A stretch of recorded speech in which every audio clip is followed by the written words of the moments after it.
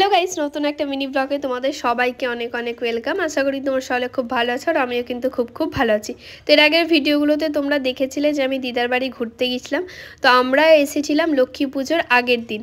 যেহেতু আমাদের বাড়িতে লক্ষ্মী পূজা হয় তাই তো আগের দিন আসতেই হবে, কারণ অনেক জোগাড়জান্তি করতে হবে। তো যাই হোক, তো দুপুরবেলার দিকে আমি স্নান করে বসে গেছিলাম আলপনা দিতে। তো আলপনাটা কেমন হয়েছে অবশ্যই কিন্তু কমেন্ট করে জানাবে, তাহলে আমার কিন্তু খুবই ভালো লাগবে। তবে আমি কিন্তু এত ডিজাইন পারি না, আমি ফেসবুক থেকে কিছু ভিডিও দেখে আমি আলপনাগুলো দিয়েছি।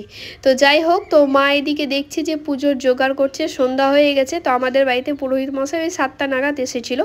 তো ওদিকে মা জোগাড় করছিল, আর আমি ভাবলাম যে মা যখন জোগাড় করছে একা হাতে কত কিছু করবে, তাই মাকে বললাম যে ওদিকে তাহলে তুমি পুজোর জোগাড় করো আর আমি এদিকে তাহলে আলুর দমটা করে নিই, কারণ রাত্রের খাওয়া দাওয়ারের জন্য। অনেক কারো বাড়িতে কিন্তু খিচুড়ি রান্না হয় লক্ষ্মী পূজার দিন, তো কাদের বাড়িতে হয় অবশ্যই জানাই আমাকে। কিন্তু আমার বাড়িতে কিন্তু খিচুড়ি হয়েছিল না। তো আমি করেছিলাম আলুর দম আর মা করেছিল লুচি, আর আমি কিন্তু পায়েস করে রেখে দিয়েছিলাম আর আলুর দমটাও করে নিলাম। তো তারপরে পুরোহিত মশাই চলে এসেছিলো, তো আমি ওখানে একটু পুজোর ওখানে গেছিলাম, কারণ পুজো হচ্ছে বাড়িতে।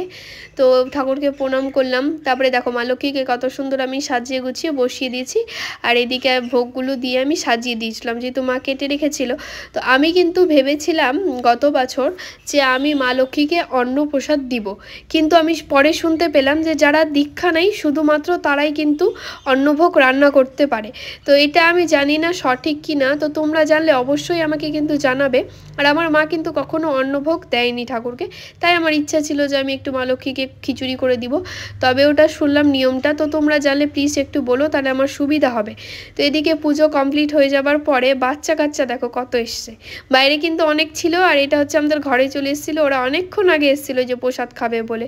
তো পুজো হয়ে যাবার পর মা সবাইকে প্রসাদ দেয়, আর এদিকে আমাদের বাড়িতেও অন্নভোগ অনেককে দিয়ে গেছে।